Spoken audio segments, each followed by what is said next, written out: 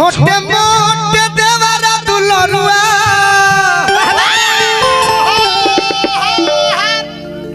सुतसी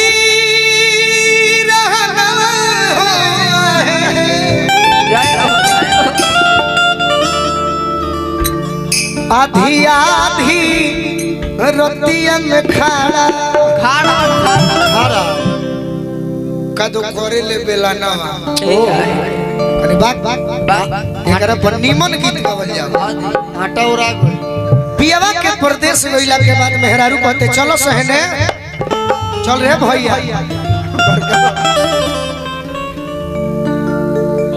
तैयारी में रही हो देवर के शिकायत नहीं करे के का बलमुआ त तहर भइलन ना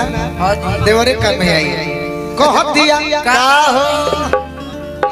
कि कवना करा के तू पहिला बहरवा कवना करा के तू पहिला बहरवा कवना करा के तू पहिला बहरवा ये हमारे शुभम शर्मा जी जे आज के हिना बचपन से फर्स्ट बार लारी गांव में आई रहनी हां वो घरी सैसन सती माई के कृपा भइल के एको दिन चन नहीं के मन करी तो गाइब ना तो आराम करो सही बात और लारी के सती माई के कृपा के बाद पूरा हमार मगध के धरती के प्रेम दुलार मिलल। आज कमेटी के भाई लोग से आग्रह करो कि शुभम जी के जरूर धन्यवाद देवे के बाद सिमुआरा गांव भी हमारा अपन भाई लोग बा भाई लोग को भी धन्यवाद कि मंगता जवानी अभिया छोटा का देवारा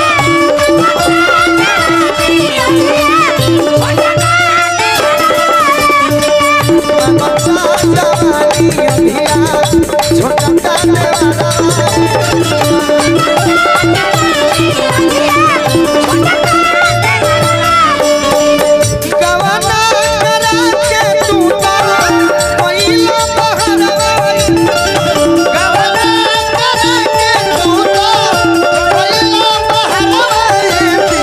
कहला तो कहलो के बेइज्जत करत रहो जय हो गवाना करा के तू पहिला बहरा मार के कूल्हे का बैठा देबो तैयारी में रहो तैयारी में मशीन तब मांगता जवानी अभिया छोटा कदम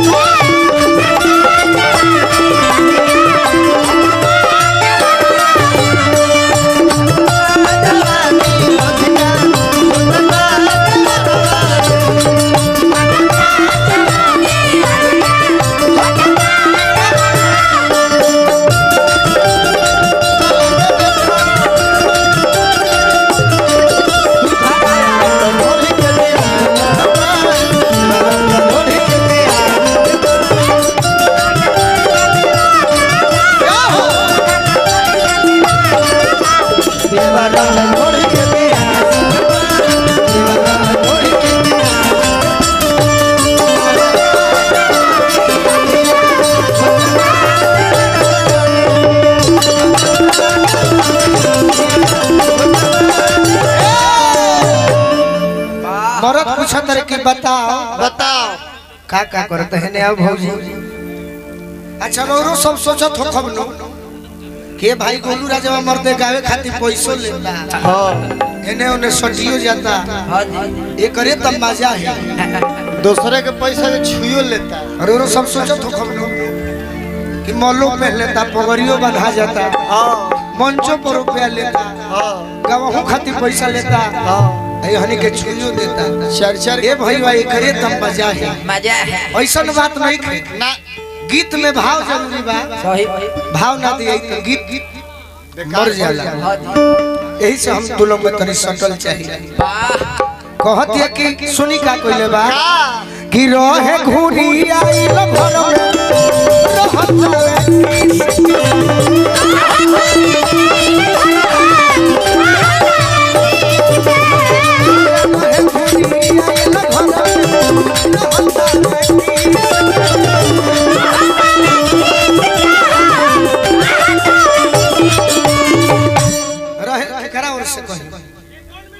भाई हमारे निखिल जी एनजी फिल्म निखिल जी के माध्यम से पुरस्कार मिलल। अब निखिल जी पर उम्मीद हम कहले बानी कि हमारे के धनिक बना सकता है। तो रोज पूरा में कहियो हम धनिक नहीं धनिक ना बने तो सवेर तक 20,000 धनिक उस समझ गेले हम का कहते हैं कि रहे घुरी आइलो घर में अरे रहता रे एगो और काम करो तनी आ कोई दे तलाल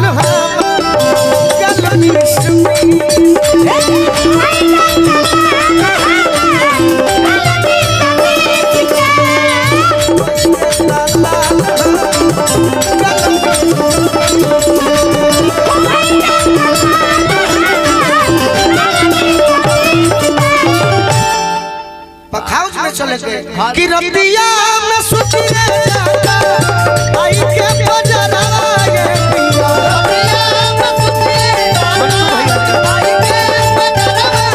रतिया में सुती जाता आई के बजरा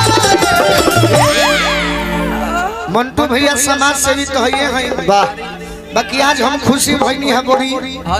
मुखिया जी भी है बाकी हमारा बीकू के जीजा जी है अच्छा ठीक बा केहू तो करके मजाक करे वाला मिलल बार तो बड़ी खुशिया एगो तो शरीर के पातर बल्ला हां बड़ी खुशिया हमरा कि हमर दुलरुआ भाई हो जैसे हमर मंटू भैया भाई कि रतिया में सुती रे जाता आई के बजरवा ए पिया रतिया में सुती रे जाता आई के बजरवा ए पिया मगता जवानी अभी छोटा कद वाला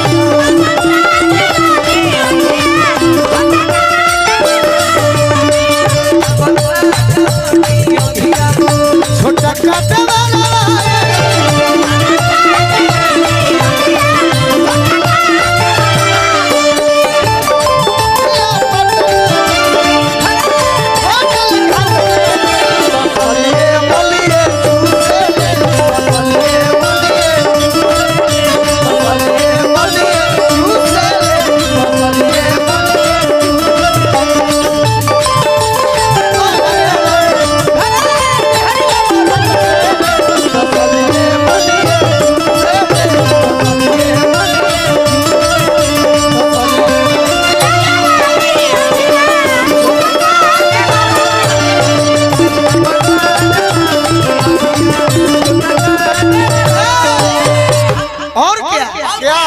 एक लाइन और कि जखमी जितेंद्र कहियो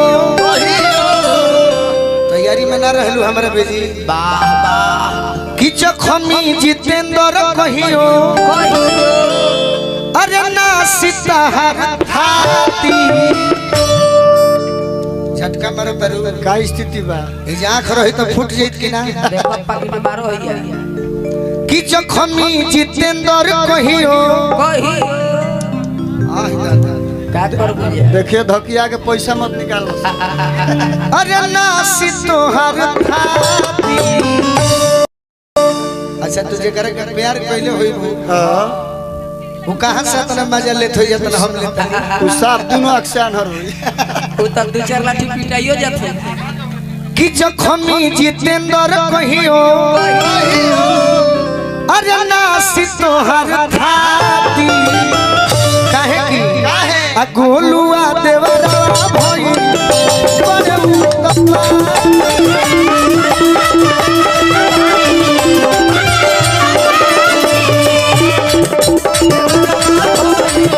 बड़े मुतप्पा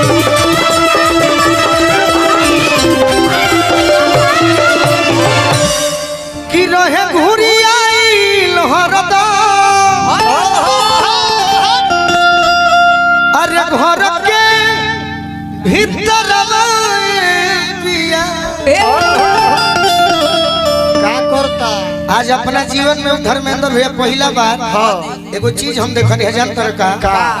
कि नौजवान तो खुश बढ़ले बड़े हां बाकी कमावा करता तो बुढ़वानो अजबे हंसता है बुढ़वो जवान भइल बड़े हेबे हो चैत नु चैत सही कहा कि रहे घुरी आइल भइल हरदा अरे घर के भीतर तो मंगता जवानी अभिया छोटा का देवाला